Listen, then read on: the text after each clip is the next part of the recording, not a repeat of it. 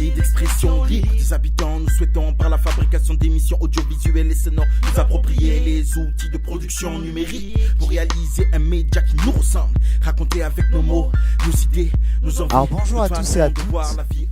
Aujourd'hui on se retrouve pour la deuxième émission d'un cycle qui en compte 6 sur le thème du numérique. Pour ce deuxième rendez-vous, nous allons parler d'un constat. Nous vivons dans une société écran, qu'on aime ou qu'on ne l'aime pas, nous constatons que nous sommes capturés par les écrans. Donc nous avons posé la problématique ainsi. À la maison, dans la rue, au travail, à l'école, pourquoi est-ce important de diversifier nos activités ? Sur ce type de questions posées à des gens, on entend un peu tout et son contraire. C'est-à-dire, il y a une personne qui dit ça me coupe des autres, une autre qui me dit ça me permet de les rencontrer. En fait, je pense que le problème des écrans, c'est la jauge qu'on se fixe dans leurs usages. Comme l'a dit la dernière fois Jean-Noël Montagnier, le poison, c'est la dose, c'est-à-dire c'est le nombre d'heures qu'on passe devant un écran, sachant que si on passe 6 heures par jour devant son téléphone, il faut se demander si on a des pensées tendres pour lui quand même. Éteint, c'est juste un morceau de plastique. L'écologie de l'attention, c'est un concept qui a été développé par Yves Citon à la base et qui dit que de même qu'il y a un capitalisme sans limite qui aboutit à une destruction des ressources naturelles sans limite et contre ça il y a de l'écologie, pour lutter contre le pillage de nos ressources attentionnelles par les GAFAM, il faudrait qu'il y ait une écologie de l'attention. Je pense qu'il est temps qu'il y ait une revendication politique par rapport à ça. On a l'impression que le débat se porte très rapidement sur les excès, sur l'usage, sur le trop d'usage. Il faut qu'on se rappelle aussi ce que c'est que Internet et tout ça, c'est la 3e révolution culturelle. C'est-à-dire que le rapport au savoir est complètement bouleversé aujourd'hui. Il fallait pédaler fort pour y accéder auparavant. Et maintenant, il nous attend, il est là déjà dans notre poche, dans notre téléphone. Et il y a une dimension d'illimité. Ce savoir, ça ne veut pas dire qu'on va aller forcément le chercher. Mais la question qui se pose, bien sûr, la question de l'usage, de l'excès, c'est la question de ce que c'est, comment on s'en sert et en quoi ça a modifié le rapport à la culture aujourd'hui. Il y a des gens pour qui Internet est un moyen de rencontre. On voit ça, entre autres, dans les sites de rencontres, pas seulement, les jeux en ligne. Un philosophe disait qu'on va adorer son lointain et haïr son prochain. Ça peut aussi inonder de savoir et dans le même temps créer une espèce de halo, de brouillard qui fait qu'on ne cherche plus à savoir. Et voilà, il y a plein de choses. La biologie, vous disiez, n'a peut-être pas eu le temps de suivre. C'est quelque chose qui est tout à fait récent, qui a une vingtaine d'années. Donc effectivement, il y a cette dimension de l'excès, des yeux, de la rétine, de ce que ça fait à notre cerveau de se livrer à cet usage. Je pense qu'on va en reparler un peu plus loin. En effet, je me pose la question, c'est le dualisme entre utilisation et consommation. Évidemment, les nouveautés, c'est intéressant de les utiliser. Les utiliser, ça veut dire aussi en avoir conscience et essayer de prendre ce qui est utile et en même temps s'enrichir. Consommation, c'est un acte passif, donc en effet pas un acte, c'est subir quelque chose qui nous est imposé et qui nous manipule. Et puis, il y a aussi les aspects qui vont satisfaire la part de l'homo sapiens ludens que nous sommes. La génération, on parle de génération Y, Z, sont nés avec les nouvelles technologies de l'image et de la communication. Mais je voulais faire un parallèle peut-être avec la télévision, où effectivement, quand la télévision, rappelez-vous pour les plus anciens, quand c'est sorti, on passait, nous, à leur âge, beaucoup de temps devant la télévision, sauf que ça s'arrêtait. Vous vous rappelez de l'image de la mire, mais peut-être qu'à un moment donné, comme la télévision hier, Internet aujourd'hui, va peut-être leur apprendre des choses, mais il va falloir effectivement qu'ils s'auto-régularisent. C'est vrai que la technologie, ça fait un peu peur. J'avoue, mais on va dire que moi je suis un consommateur de technologie, ça peut nous bousiller le cerveau, tout ça, je comprends, mais on est né avec ça et on peut pas nous enlever ça. On est né dans ce milieu de la facilité. Non, parce que vous avez connu la galère, tout ça, et Non, à chercher une cavité phallique. Ouais, mais c'est bien parce que vous donnez les moyens. Nous, par exemple, quand vous voulez, acheter à bouffer tout ça, vous sortez, vous achetez. Nous, on a juste besoin de nos téléphones et commander à bouffer. Et nous, on a eu l'habitude de cette facilité. peut-être ça fait peur cette facilité parce qu'on a cette habitude. Peut-être qu'un jour on va avoir un truc quand la technologie ne pourra pas nous aider. C'est une question compliquée. Il ne faut pas oublier qu'il y a énormément de choses qui ne sont pas sur Internet, quoi. Ça, ce serait une vaste illusion de penser que Internet, malgré son incroyable richesse, l'espèce de miracle technologique que ça représente, mais il y a énormément de choses qui ne sont pas là. Toute la littérature, par exemple, Madame Bovary, le discours de la méthode, donc être cultivé, on ne peut pas être réellement cultivé avec Internet. Les classiques, ils sont libres de droit et ils sont sur Internet, des fois en accès libre. Tout le monde a fait l'expérience, en effet, de toutes ces trouvailles qu'on fait sur Internet, mais c'est un excellent moyen de perdre son temps, en regardant des bêtises absolument effroyables, quoi. Il y a des documentaires, je me cultive. Par exemple, on peut apprendre à parler en n'importe quelle langue avec des applications. Vous dites qu'on perd notre temps, ben non, on perd pas notre temps. Je suis désolé. Moi, je voudrais revenir sur monsieur, pas sur les exemples qu'il a dit, parce que c'est vrai que quand même, Internet reste quand même malgré tout un outil formidable de communication, d'instruction, de pédagogie, etc. Il y a beaucoup de négatifs, mais il y a beaucoup de positifs aussi. Il y a aussi le Darknet. Internet, c'est un très bon outil, et le problème qu'il y a, c'est qu'aujourd'hui, on n'apprend à personne comment l'utiliser. C'est aussi un endroit où tout se mêle. La communication, c'est aussi ce qui vous fait acheter, la publicité. Tout le monde se bat pour mettre son morceau de gras dessus, et on a bien raison. Et sauf qu'on devrait plus, peut-être nous concentrer sur apprendre justement aux gens à comment l'utiliser correctement pour ne pas perdre son temps, parce que tout est fait sur Internet pour que vous puissiez perdre votre temps. J'ai quand même un peu dans l'idée que notre débat finalement se porte entre la querelle des anciens et des modernes, ou les défenseurs ou les détracteurs. Moi je vois les choses peut-être d'une façon un peu différente. Je trouve que c'est merveilleux Internet. De toute façon c'est là. C'est une révolution culturelle, on l'a dit. On ne va pas revenir par rapport à l'écriture, par rapport à l'imprimerie, c'est là. Les autres expériences sont toujours là aussi. On peut toujours écrire, c'est pas parce qu'Internet est là qu'on va pas écrire.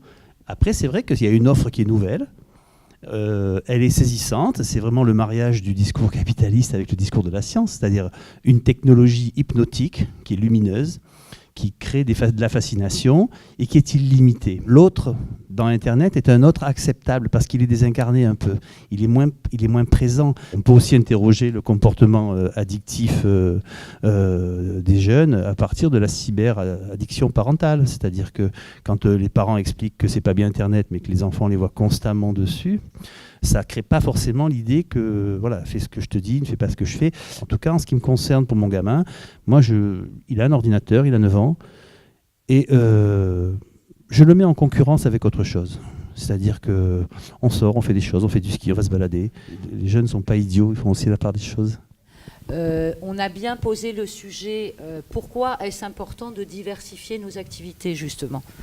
En fait, on a pu travailler avec des classes autour de cette thématique-là. Je suis allée dans une école du Var, à Toulon, dans une classe de CM1, CM2, questionner des enfants en fait, sur la place qu'ont les écrans dans leur vie, comment ils les voient, comment ils placent tous ces usages-là. Et notamment, dans l'atelier, donc c'est eux qui soumettaient aussi, je leur ai appris les techniques d'interview, ils ont travaillé ensemble sur des questions à se poser entre eux sur cette thématique, et ils ont voulu se questionner sur... est-ce que les écrans, ça peut représenter un danger ? Et ce qui m'a assez frappé, c'est qu'ils sont tous très très lucides. Ils sont tous très très lucides sur le fait qu'on peut devenir accro, qu'on peut se faire cyberharceler, qu'on peut tomber sur des images qui font peur, des images interdites aux moins de 18 ans, que je peux me faire harceler par un inconnu, que je peux avoir mal à la tête, mal aux yeux, que je peux voir des fausses infos. Ils le savent tout ça. Donc créer du lien avec les autres, si on veut les lire ensemble, avec les réseaux sociaux, on peut devenir amis en un simple clic, partager des moments qui nous manquent, qui nous marquent, qui nous plaisent, nous font nous poser des questions, des photos, des vidéos. On peut aussi construire son intimité, son monde à soi. C'est intéressant aussi cette notion. Et si un jeune déménage, par exemple pour suivre des parents mutés, l'écran permet aussi de garder le contact. Il faut savoir que les enfants sont totalement au courant en fait, des dangers et on a pu le constater au fur et à mesure des ateliers. En même temps qu'on fait de l'éducation aux médias, on se rend compte qu'ils sont déjà au courant de ce qui se passe, des dangers, des risques qu'on rencontre sur Internet. Je trouve que les écrans, c'est bien, quoi, que c'est utile. Et après, ce qui est pas bien, c'est ça détruit la tête, ça détruit les neurones. J'utilise tout le temps, parce que je suis accro à force de le prendre tout le temps. J'utilise le téléphone parce que le téléphone, c'est presque ma vie, c'est la moitié de ma vie, mon téléphone. J'aimerais bien rebondir sur ce qui a été dit avant, c'est qu'on dirait qu'on part du principe de base qu'on choisit tout le temps d'utiliser les écrans. Mais en fait, le problème, on peut parler de problème à un moment, c'est que dès qu'on est devant un écran, tout est fait pour qu'on y reste. C'est-à-dire qu'il y a un système, et même si on ne veut pas être sur son écran, il y a des notifications. Google et Facebook sont des régies publicitaires, ce ne sont pas des fournisseurs de services. Et ce curlu, cette pistache qui vous a été envoyée par un algorithme et pas par un humain, elle vous aura coûté 10, 20, 30 minutes de votre vie. Parmi les meilleurs neurobiologistes qui travaillent actuellement dans le monde, ils travaillent pour les GAFAM, donc Google, Apple, Facebook, Amazon, Microsoft. Et le but, c'est de capter notre attention pour ensuite la vendre à des publicitaires. Moi, en fait, j'ai essayé de récupérer de l'attention, en fait, parce que je me suis retrouvé totalement déconnecté du monde en ayant 4 métiers différents, en faisant plein d'activités. Mon schéma de pensée, comme mon attention était tout le temps détournée, mon schéma de pensée, il était hier, il était demain, il était pas dans le présent, en fait. De par cette expérience, tu en as quand même fait un spectacle. Oui, mais... oui, c'est sûr, s'il n'y avait pas eu la Deuxième Guerre mondiale, on n'aurait pas vu la Grande Vadrouille. Mais est-ce qu'il faut... Merci. Mais est-ce qu'il faut vraiment qu'il nous arrive une histoire pour qu'on puisse la raconter? J'en suis pas sûr. Si on réagit en fonction des actualités, des notifications, des jeux qu'on reçoit, des informations, on est comme un thermomètre, c'est-à-dire qu'on bouge, on monte ou on descend en fonction de l'environnement extérieur, alors que si on essaye d'agir sur l'environnement extérieur, on ne va pas forcément le changer, mais on est plus comme un thermostat. Et une dernière chose, c'est que le secret de toute domination, c'est de faire participer les dominés à leur domination, et c'est ce que recherchent justement les GAFAM. Comme vous pouvez le voir sur le graphique, il y a une nette augmentation en seulement 6 ans. En 2011, il y avait 17% de la population française qui possédait un smartphone, tandis qu'en 2007, il y en a 73%. En moyenne, les Français consultent leur smartphone 26 fois par jour, le double pour les 18-24 ans, dont 20% s'en saisissent dès le réveil et 41% l'utilisent au milieu de la nuit. Ces chiffres montrent bien que nous sommes souvent connectés et dans n'importe quelle situation. C'est pour cette raison que des anciens employés de géants de la technologie, donc un ancien employé de Google et Asa Arinsky, ancien employé de Mozilla et bien d'autres, nous mettent en garde contre l'utilisation excessive de nos écrans et leurs dérives. Ces repentis, si on peut appeler ça comme ça, qui ont inventé ces techniques, aujourd'hui sonnent l'alarme et protègent eux-mêmes leurs propres enfants, c'est-à-dire ils fixent des limites. Les j'aime, cœurs et commentaires nous procurent de la dopamine. Plus on a de j'aime et plus on a l'impression d'intéresser les gens et qu'ils nous transmettent de l'amour en quelque sorte. C'est ce qui nous donne envie de toujours publier plus. Selon Robert Lustig, il faut 23 minutes pour retrouver notre concentration après avoir lu un mail ou consulté une notification. Autrement dit, si on regarde notre téléphone toutes les 20 minutes, on n'est plus jamais totalement concentré.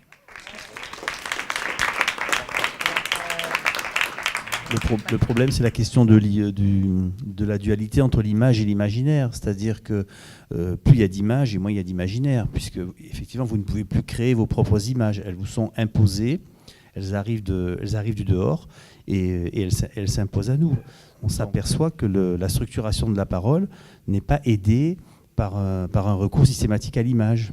C'est plutôt le manque à être, la difficulté à exprimer, à dire, face à un autre qui attend la conversation et qui peut être dans un rapport dialectique avec vous, que vous cherchez vos mots, que vous empruntez aussi aux autres les mots qu'ils utilisent. Et de ce point de vue-là, on voit bien qu'il y a une étude récente qui a montré que depuis 6 ou 7 ans, 8 ans peut-être, il y a une augmentation de 94% des troubles de la pensée et de l'expression chez les enfants. C'est quelque chose de vertigineux en si peu de temps. Il n'y a plus de manque avec Internet. Tout se passe comme s'il n'y avait plus de manque. Or, on sait que le manque crée le désir et que le manque de manque crée l'angoisse. C'est quand même ça que les jeunes viennent nous dire. je n'en peux plus, je ne dors plus. Alors on peut dire, c'est ma vie, j'en fais ce que je veux, mais quand je me lève plus pour aller à l'école, quand je passe ma vie là-dessus, c'est pas tout à fait comme ça que je vais créer un lien social qui va me permettre de m'insérer, de prendre ma place, de désirer, d'aller vers le savoir de l'autre et tout ça. Il faudrait pas qu'un outil qui peut servir, qui va servir à l'émancipation et à rencontrer le savoir, se commue en tétine numérique. On dit que c'est pas bien pour le langage et le cerveau des enfants, mais il y a tellement de moyens de leur faire apprendre, par exemple, l'alphabet et tout. Donc, est-ce que ça aussi, c'est pas bien, ça retarde le langage, ou au contraire, ça va leur permettre de s'épanouir au niveau langage, mathématiques, etc. Ce qui est important dans le langage, c'est la rencontre entre les gens. C'est bien de parler, mais c'est encore mieux d'avoir quelque chose à se dire, par exemple. Et qu'un outil qui peut favoriser par la pédagogie l'acquisition. Encore une fois, mais moi je n'oppose pas du tout Internet au reste. Ça fait partie de l'offre et c'est comme quelqu'un qui mangerait toujours le même plat, quoi, ou si on reste que là-dessus. Et on ne profite pas de la variété des choses. J'ai une fille qui va avoir 14 ans, qui a passé 12 ans de sa vie toute seule dans des livres. Par contre, ça fait 2 ans que j'ai une fille qui regarde des vidéos sur YouTube. Alors, je ne sais pas ce que je préfère finalement. Ma fille très érudite qui adore lire et qui continue à adorer lire, ou ma fille qui est une adolescente comme les autres et qui s'éclate avec ses copains parce qu'elle a les mêmes centres d'intérêt. Le débat, c'est pas la solitude ou on peut très bien avoir envie de pas être intéressé par Internet. On va pas forcément être coupé des autres. On peut quand même aller les voir, leur parler, leur dire toi tu regardes ça, tu me racontes un peu ce que tu vois. C'est étrange. Moi je regarde pas trop. On n'est pas forcément arriéré parce qu'on n'utilise pas cet objet non plus. Les enfants, ils ont une habilité et une capacité à s'adapter et à imaginer, à inventer. On voit beaucoup de jeunes aujourd'hui qui expliquent, parce qu'ils sont très au courant de tout ce qui se passe, ça va très vite pour eux, et qui expliquent aux plus anciens comment les choses fonctionnent. C'est quelque chose de relativement nouveau, parce que la tradition est en train le socle de la tradition est en train de s'affaisser un peu, et que l'ordre symbolique lui-même s'effrite aujourd'hui. Il y a une chute des idéaux. Avant, on était tous réunis parce qu'on avait quelqu'un en position impaire, verticalement, à qui on s'identifiait. Aujourd'hui, on s'identifie horizontalement par les réseaux. Et on voit bien que tous les responsables, les chefs, les sélectionneurs, les dirigeants politiques, bientôt le pape et ainsi de suite, sont tous dévalués, sont tous menacés de choir, parce que et ça va très vite par le système horizontal. Tout est poison, rien n'est poison. Le poison, c'est la dose. Et je vous invite à poursuivre les échanges autour d'un verre, bien sûr. L'UNICEF sera tout d'abord un lien entre les personnes d'un même quartier, mais aussi une ouverture vers l'extérieur, grâce à une diffusion internet, donner à voir une véritable image du quartier, devenir le média. L'UNICEF.